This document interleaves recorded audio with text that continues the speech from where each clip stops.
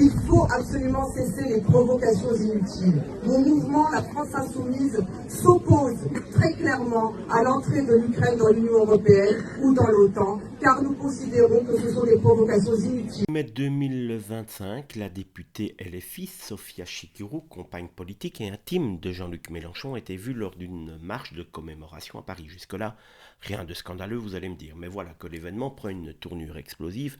Plusieurs médias, dont Le Canard enchaîné, révèlent que des militants pro-Poutine étaient également présents lors de ce rassemblement organisé dans le cadre de la marche du régiment immortel connu pour son aura pro-Kremlin. Selon l'hebdomadaire satirique, Chikirou aurait non seulement défilé en connaissance de cause, mais elle aurait aussi tenu un discours ambigu qualifiant l'adhésion de l'Ukraine à l'OTAN de provocation.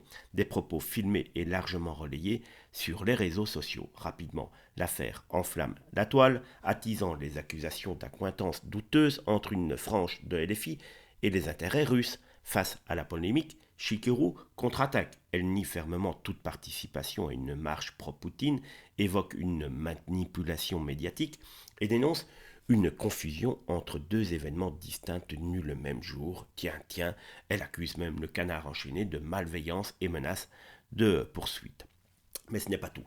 Chikirou en profite pour se poser en victime d'un acharnement politico-médiatique, affirmant que cette attention révèle une volonté de nuire à son action parlementaire. Pauvre petite. Elle relance même le débat et avec une proposition controversée, une résolution européenne d'amnistie générale en Russie et en Ukraine, une sortie perçue par certains comme une tentative de diversion, par d'autres comme une posture pacifique. On se demande tout de même ce que son compagnon Jean-Luc Mélenchon pense de tout cela. La défense de Chikirou convaincra-t-elle l'opinion publique? Rien n'est moins sûr, mais ce nouvel épisode confirme une chose, la frontière entre provocation calculée et imprudence devient, chez certains élus de la LFI, de plus en plus floue. Parce que vous avez vu comment, en 10 ans, nous n'avons pas été capables d'éviter la guerre entre la Russie et l'Ukraine.